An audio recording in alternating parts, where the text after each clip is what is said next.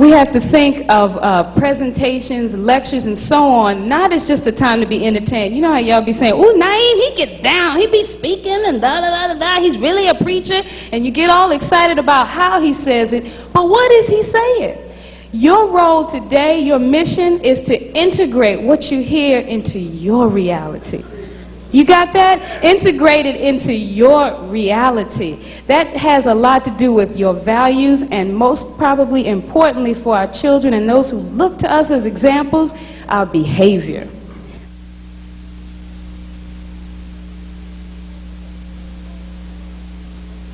Within the context of trying to understand something about the fundamentals of the concept of family for African people, it's important to somehow look at the various elements while simultaneously never losing sight of the whole picture.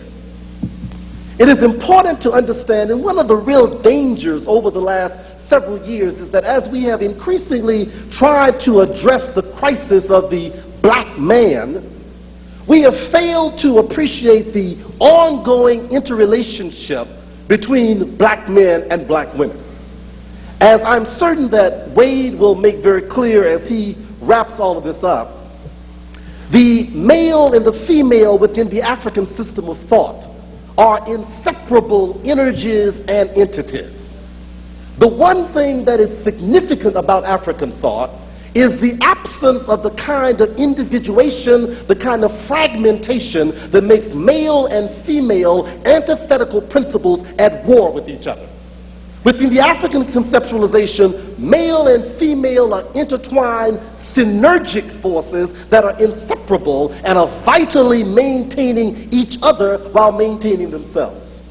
So when we focus on the problem or the characteristics or the qualities of the male or the qualities of the female, we are engaging in an artificial distinction for the purposes of analysis only. Because there is no African concept of male without female, nor female without male. And that's what we want to begin with.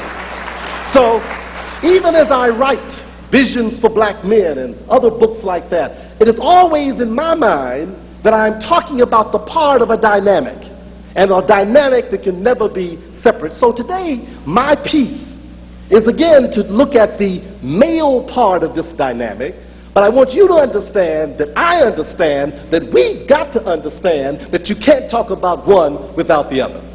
Now, restoring whole black men. Restoring whole black men. One of the most devastating realities of what has happened to us in the course of our sojourn here in North America has been not only a fragmentation in our thinking and a fragmentation in our psychology and a fragmentation in our theology, but fundamentally a fragmentation in our makeup as men and as women. One of the big problems that we confront as a community in 1992 is the continuation of this fragmentation that is used now as the instrument of our ongoing self-destruction. The fragmentation is not only work to fragment and tear apart the relationship between men and women, but even more devastatingly, it has gone into the separate entities and fragmented them as well. So women are no longer whole. Men are no longer whole. What you have are these one-dimensional, superficial qualities that we claim as manhood or womanhood and begin to interact as if they were the whole thing.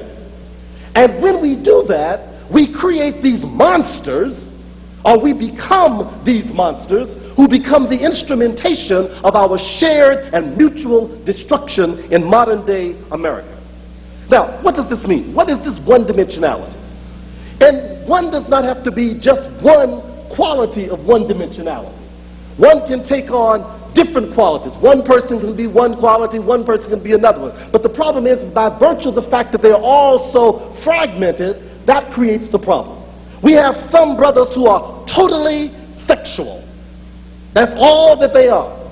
They wake up sex, they go to bed sex, they sex in the middle of the night, they sex on Sunday, they sex on Saturday, they talk sex, they think sex, they want to do sex, they want to have sex, they want sex. It's a pornographic sexual reality. They are one living penis. That's their reality. That is their total preoccupation, their total appetite, their total aspiration. They want to get educated to get a good woman. They want to go to a party to get a good woman. But not a good woman to grow into a family, a good body to grab. Because they have pornographic preoccupations. And that is how the society has structured them, and that is what they've become.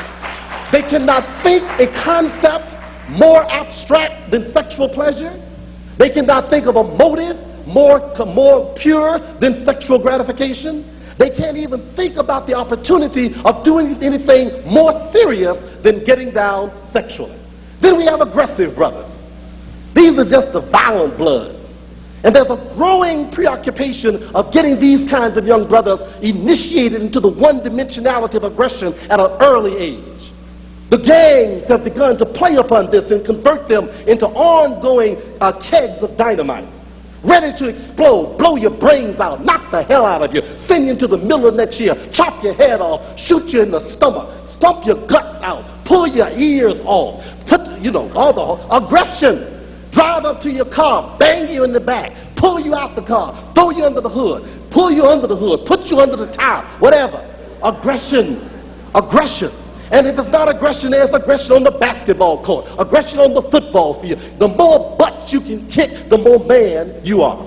The idea is that your manhood, your personhood, is defined by how much you can kick butt.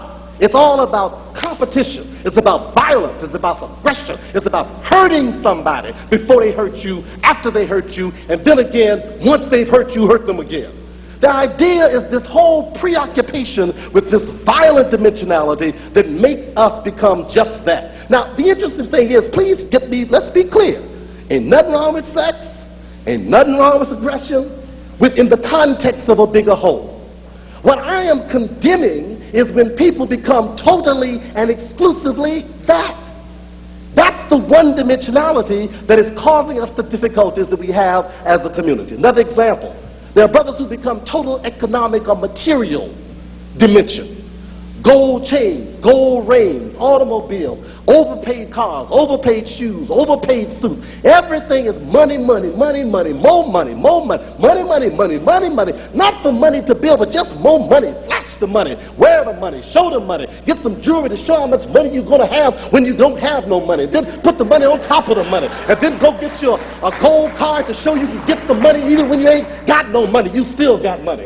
Gold rings, gold teeth, gold earrings, gold hanging through your nose, gold dreadlocks, gold toilet paper, gold whatever. It's somehow like the more you can show you have economic affluence, the more you consider to be a whole person.